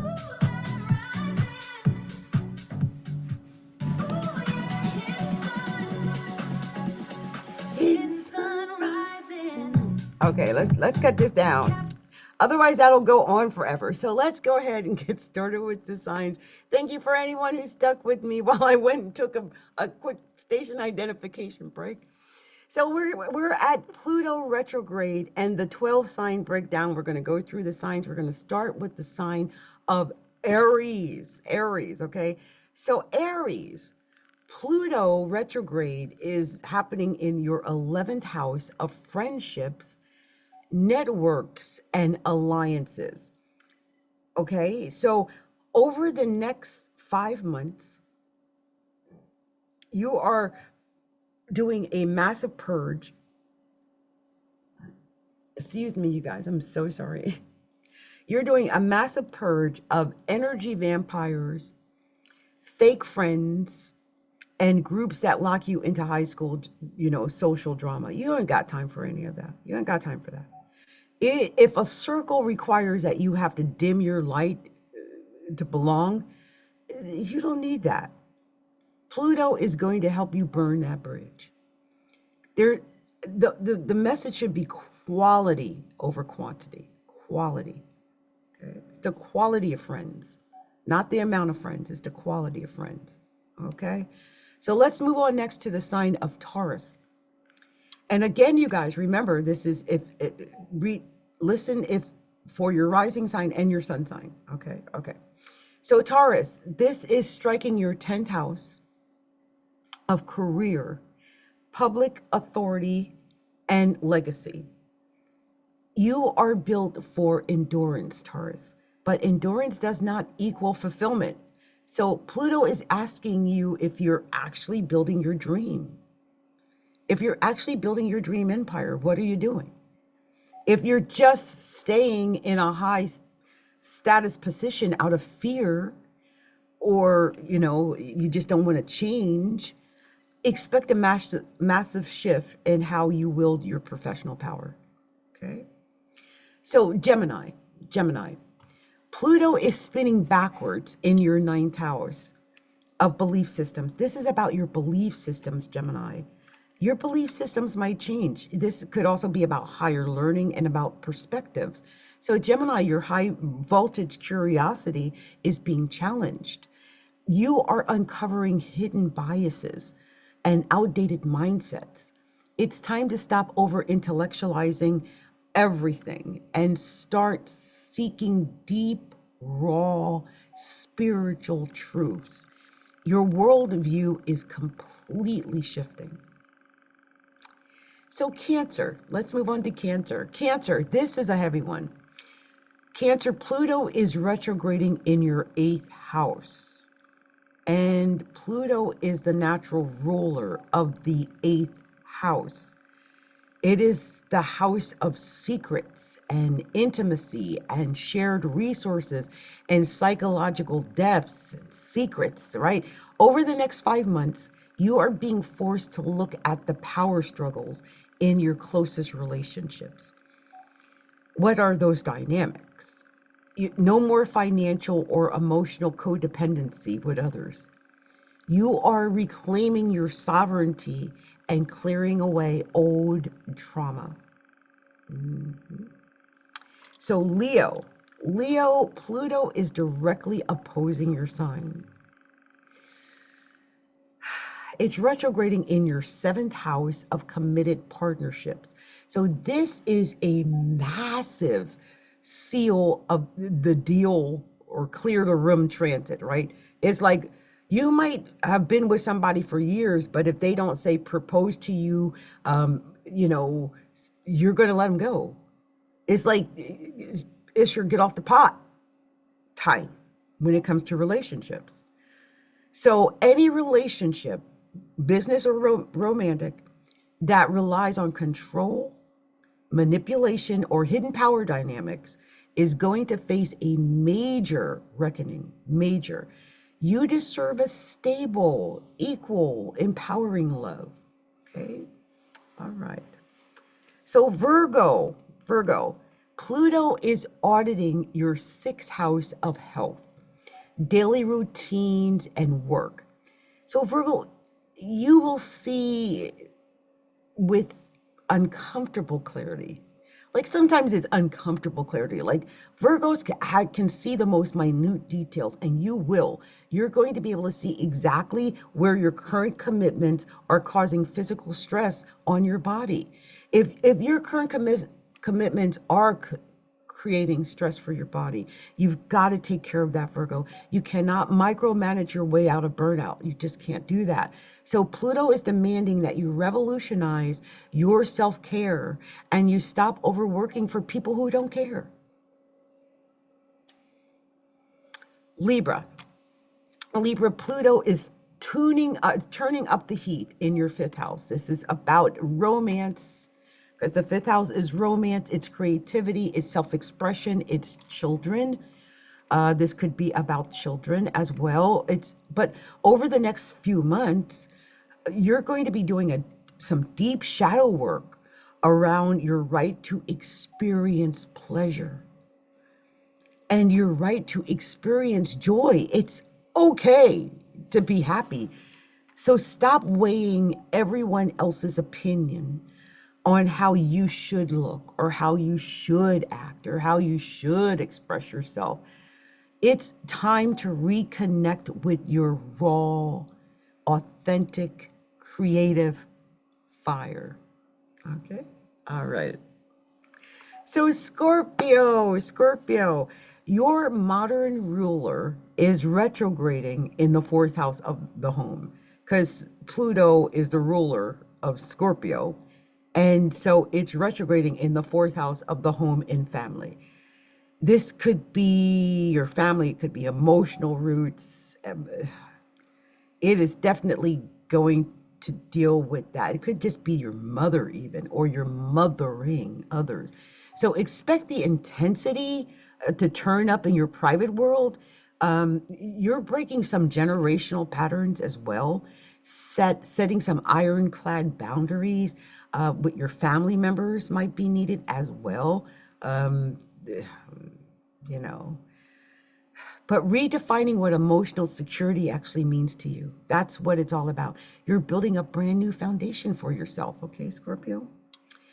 So next, let's do Sagittarius. Saggy, Pluto is working its magic in your third house. It's the opposite house that from where Sagittarius normally is. So this might feel a little different for you. It's the house is about communication, it's about mindset, it's about your local connection, your thoughts and your words. They hold literal manifestation power right now. Over the next 5 months, I want you to really look at the words you're saying and what you're manifesting with the words that you're saying. This retrograde is forcing you to look at how you consume information and what you choose to share. So stop feeding into the digital gossip, unless you get it from me, of course, and focus your mental energy on building your mind. Okay? Okay. So this hair keeps going up in the air. So let's move on next to my sign. That is the sign of Capricorn. Capricorn. So for my fellow Capricorns, Pluto has finally left our sign for good, and it's now retrograding in our second house of money, of assets, of our self-worth. So this 5-month transit is completely overhauling our financial psychological programming, how we feel about money and luxury and our self-worth. You are done tracking your value based on external validation. You are restructuring your income and your income streams and stepping into your true financial power. Ah, I've been waiting to step into my true financial power. So let's go on to Aquarius. Aquarius, Pluto is retrograding exactly in your first house of identity and self-image and ego.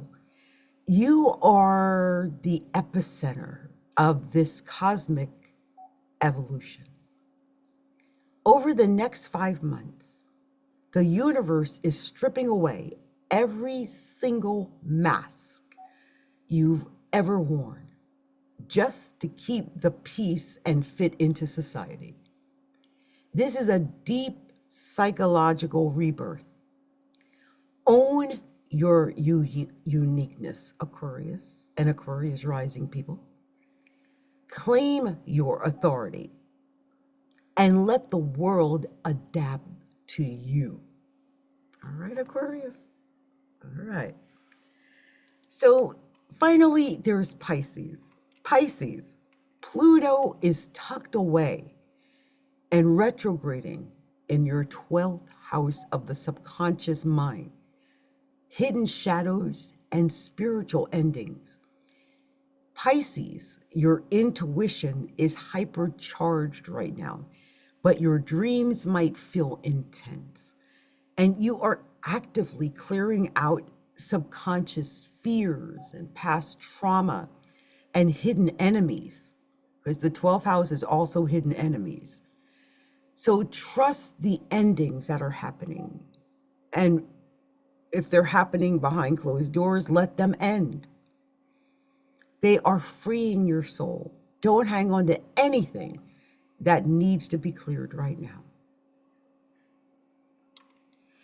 So I thought that was the last, but I decided as I thought about it that I wanted to give you even more value tonight, because I'm not coming back to next week, because that's just the way I roll. I go live once a week. That's how I do it. But there's so much happening. I just couldn't wait another week to talk about it. I had to throw in another segment for tonight. This, I promise this is going to be the last segment. I've done so much. But I had to talk about this. And this is about Jupiter in Leo. So I needed to talk about this because this Jupiter in Leo, it only comes around into Leo every 12 years. Um, this is a once in a 12-year situation that we're going to be dealing with, okay? So we really want to talk about this. I want to talk about Jupiter in Leo and this Pluto opposition that is happening to Jupiter in Leo. So let me take a sip of, I'm going to take a sip of coffee on this one. Hold on.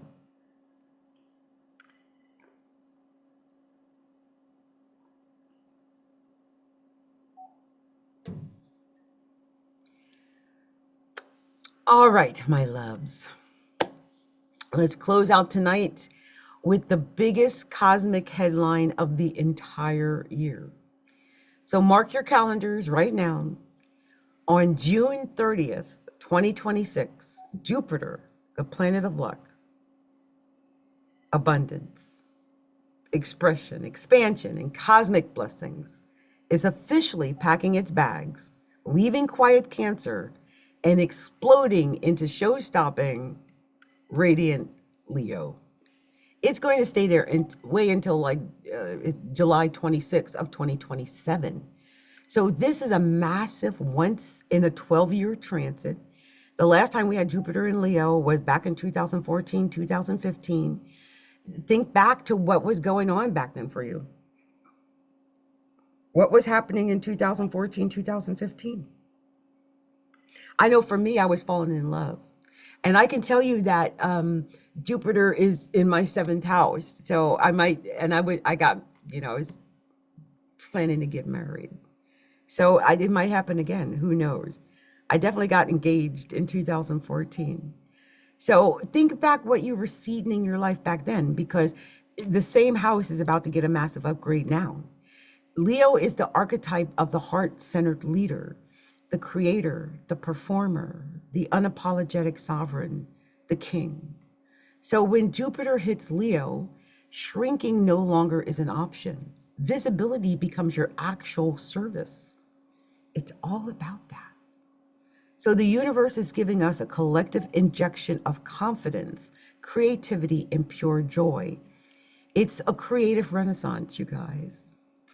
It is a once in a 12-year creative renaissance, and we're going to go through it. So let's talk about this, because this is massive, massive. July 20th of Pluto opposition to Jupiter. Honey, it isn't all that just glitter and applause. It's not. Shortly after entering Leo on July 20th of 2026, Jupiter is going to form an exact explosive opposition to Pluto in Leo. Pluto in Aquarius. So Jupiter in Leo is going to oppose Pluto in Aquarius. And this is an absolute eye opener of the summer, the entire summer, you guys. So we have Jupiter saying in Leo saying, look at me, I'm an individual, I'm a star, I'm full of passion. And it's directly opposing Pluto in Aquarius saying, sit down, fit into the matrix, conform to what the crowd wants, like join the club. And this is an intense, high stakes battle between individual creative authenticity and collective group think control. We're going to see a lot of this. On a global scale, it's going to bring power plays, hypocrisy, and control freaks to absolute light. But on a personal level, it's a cosmic test of your spine. This opposition is forcing us to ask, am I creating for approval, or am I creating out of true devotion to my magic? If you're playing small just to keep a toxic group or an algorithm happy, This transit will break that cage wide open. True abundance only flows when your confidence meets absolute integrity. So let's break down where the 12-year blessing is hitting your chart and how to survive that July power struggle. And we're going to be talking to all 12 signs about where Jupiter in Leo is hitting for this 12 sign generational forecast. So we're going to start with the sign of Aries. Aries. So Aries, Jupiter is exploding in your 5th house of romance, creativity, and pleasure. This is the luckiest transit that you could ask for. It's a trine. It's beautiful. If you felt creativity was blocked or romantically starved, the drought ends here. Your inner child is waking up, and your passions is about to become very visible, highly visible. So just watch that July opposition and don't let your haters in your circle dim your glow. So let's move on to Taurus. Taurus, Jupiter is bringing massive abundance to your 4th house of home, roots, and family, Taurus. Over the next year, you are upgrading your domestic life. Think moving into a more luxurious space, renovating, or experiencing deep emotional healing with family. When July hits, you'll have to balance this cozy expansion with massive changes happening in your career. So stand your ground. Stand your ground. Gemini. This is about your voice, and your voice is about to go global, Gemini, because Jupiter hits your 3rd house of communication, writing, and media. This is your house, the 3rd house, Gemini, and this is your clue to launch the podcast, to write the communication, writing and media, to write the book. This is your clue to pitch that big project, and it's highly persuasive right now. So in July, your new bold ideas might or will directly clash with old, outdated beliefs. So you need to finally purge. Speak your truth anyway. Next is Cancer. Cancer, Jupiter is moving out of your sign and directly into your 2nd house of money, values, and self-worth. Your bag is about to get significantly heavier. Expect major financial opportunities, new revenue streams, Cancer, and a radiant sense of confidence. When this July opposition hits, you'll be forced to clear out any old psychological contracts or debts that kept or keep you financially dependent. Own your value. So Leo, welcome to your golden year, Leo. This is the year that Jupiter is in your sign. It's in your 1st house. It's stepping into your 1st house of identity and self-leadership. Your charisma is magnetic.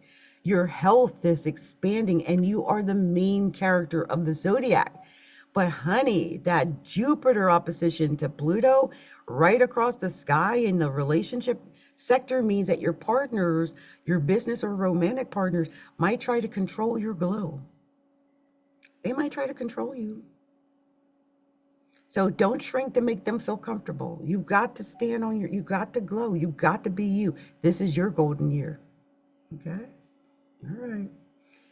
So Virgo, this Jupiter is slipping into your hidden 12th house.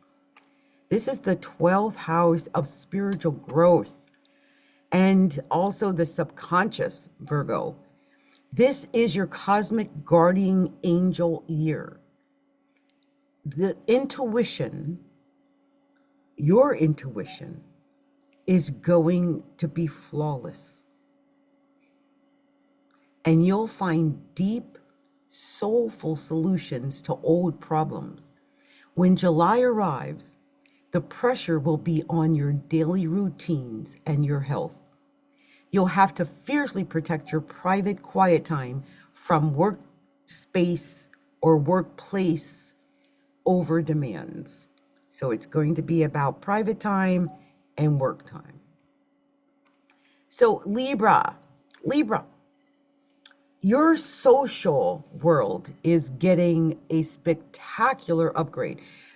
Gemini, Jupiter hits your 11th house of networks, dreams, and community. You are aligning with powerful, inspiring, all high vibe groups that can help you launch your visions. So during this July power struggle, your desire to create raw, authentic art will clash with what the crowd expects of you. So choose your personal creative power, your personal creative fire over what, people pleasing. Next is Scorpio. Scorpio, your career explosion is incoming. This is taking center stage in your 10th house of career and fame and legacy and public status, Scorpio. You are stepping into radiant, heart-centered leadership, and the higher-ups are watching. When July hits, this public expansion will directly collide with deep, intense transformations happening in your home and family life. So you'll need to roll your empire with fiercely guarding your roots. Okay. So next, let's move on to the sign of Sagittarius. Sagittarius, your ruling planet, Jupiter, is coming home to a fellow fire sign. It's lighting up your 9th house of expansion. The 9th house, Sagittarius, is your natural house. So publishing, global travel, higher wisdom, the world is opening up for you, Sagittarius. If you want to travel, travel. If you want to teach, teach. If you want to get published, get published. This is your green light. In July, your bold new world might clash with the noisy local gossip or short-sighted mindsets around you, but rise above the chatter. Okay? All right. Next, let's move on to my sign, and that is the sign of Capricorn. So Capricorn, and remember, this is if for your sun sign or your rising sign, okay, Capricorn? So my fellow Capricorns, Jupiter enters our 8th house of deep intimacy, shared wealth, and transformations. This expands your partner's resources. It brings massive financial settlements, and it unlocks deep, sultry, psychological breakthroughs. So when July's opposition happens, it's going to trigger your 2nd house of self-worth. You're learning the difference between holding financial power and having true internal peace. So next is Aquarius. Aquarius, Jupiter is moving directly into your 7th house of committed partnerships. Aquarius, your partnerships are about to become highly supportive and prosperous and full of joy. If you're single, a high vibe match is incoming. It could definitely happen. But remember, Pluto is retrograde in your sign. So when that July opposition strikes, you will have to consciously dismantle your own ego or control tendencies to let true equal love in. Pisces. Pisces, Jupiter is expanding your 6th house of wellness, daily routines, and work. Your everyday life is getting a major injection of health and joy and vitality.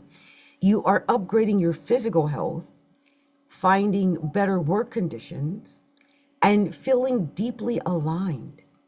In July, you'll have to protect this new healthy, new routine from old subconscious fears or self-sabotaging habits trying to drag you backwards into the dark.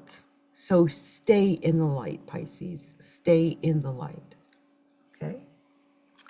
So you guys, I think I actually managed to get through all the things that I had planned, and I'm sure I've been on well over an hour, maybe well over 2 hours, but it's been so much fun. I had a lot to discuss.